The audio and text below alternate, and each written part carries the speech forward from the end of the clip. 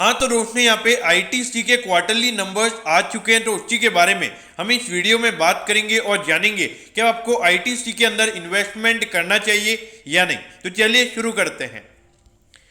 तो देखिए, सबसे पहले अगर हम यहाँ पे क्वार्टरली बेसिस के नंबर्स की अगर हम बात करें तो पिछले क्वार्टर के कंपैरिजन में जो कंपनी का टोटल नेट प्रॉफिट है वो 30% बढ़कर 3,343 करोड़ का यहाँ पे कंपनी का टोटल नेट प्रॉफिट निकल कर आया है।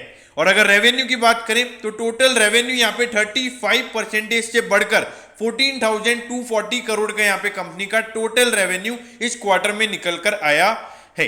तो अगर ये क्वार्टरली नंबर्स की अगर हम बात करेंगे तो ये नंबर्स हमें काफी बढ़िया लगेंगे, लेकिन मार्केट यहाँ पे ईयर ऑन ईयर बेसिस के नंबर्स को देखेगा जो कि यहाँ पे आपको डिसअपॉइंट करेंगे, क्योंकि जो कंपनी का रेवेन्यू है वो 7% ईयर ऑन ईयर बेसिस पर गिरकर 14,240 करोड़ का यहाँ पे कंपनी का टोटल रेवेन्यू निकल कर आया है। और अगर प्रॉफिटेबिलिटी की बात करेंगे तो वो भी यहाँ पे 12% ईयर ऑन ईयर बेसिस पर गिरकर 3,343 करोड़ का यहाँ पे कंपनी का टोटल नेट प्रॉफिट निकल कर आया है, यानी कि अराउंड 500 करोड़ का नेट प्रॉफिट यहाँ पे ईयर ऑन ईयर बेसिस पे आईटीसी का कम हुआ है। अब इसके पीछे का रीजन क्या है? ये रेवेन्यू गिरा है, उसकी वजह से यहाँ पे जो कंपनी की प्रॉफिटेबिलिटी है वो हमको गिरती हुई नजर आई है।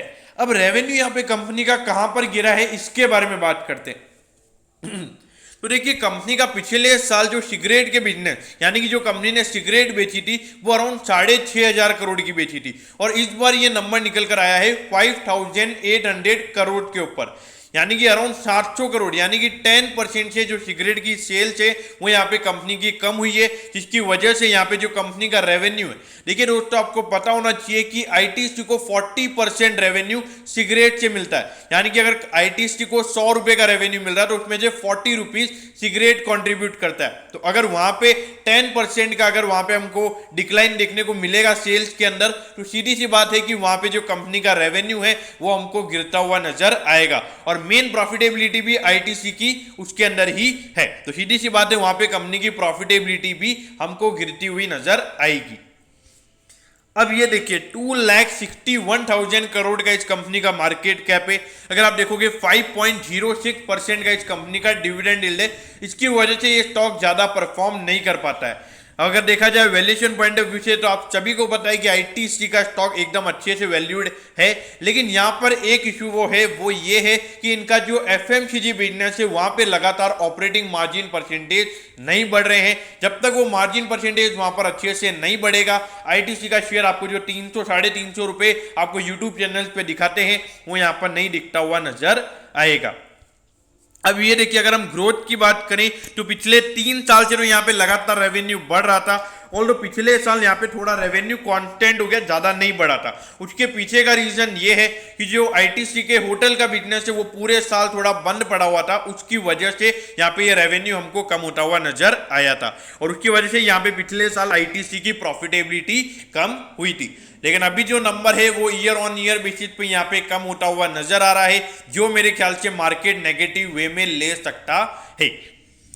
अब 212 पे यहाँ पे आईटीसी का स्टॉक अभी ट्रेड हो रहा है, तो देखिए जो 367 का इसका ऑल टाइम हाई है। तो जितने भी इसमें बैड चीजें हैं, यानी कि जो इसके बैड रिजल्ट जो इस कंपनी का भी आया है वो मेरे ख्याल से पहले से वो चीजें फैक्टर इन है। तो अगर आप लॉन्ग टर्म इन्वेस्टर हैं, आपके पास ज्यादा पेशेंस है, मतलब 5 से 4 तक आप होल्ड करके रख सकते हो, तो ही मेरे ख्याल से आपको आईटीसी में इन्वेस्ट करना चाहिए। पहली बात तो 5-6 साल तक ये थोड़ा डिविडेंड प्ले हो सकता है, यानी कि 5 से 6% का आपको डिविडेंड मिले और कोई कैपिटल एप्रिसिएशन नहीं मिले। लेकिन अगर आप फिक्स डिपॉजिट कराओ, इससे अच्छा आप इसमें इन्वेस्ट करो, मेरे ख्याल से वो ज्यादा बढ़िया रहेगा। एक एग्रेसिव इन्वेस्टर ने यहाँ पे इन्वेस्ट नहीं करना चाहिए। और अगर शॉर्ट टर्म की अगर हम बात करें, जो ईयर ऑन ईयर बेसिस पे नंबर है वो मार्केट को डिसअपॉइंट कर सकते हैं, तो शॉर्ट टर्म के लिए मेरे ख्याल से इसको बाय नहीं करना चाहिए। तो दोस्तों मैं होप करता हूं कि आईटीसी के नंबर्स के बारे में आपको सब कुछ पता चल गया होगा। अगर आपकी कोई भी क्वेरीज है तो आप कमेंट कीजिए, मैं जरूर आपके कमेंट पर रिप्लाई करूंगा। ओके दोस्तों, thank you, have a nice day.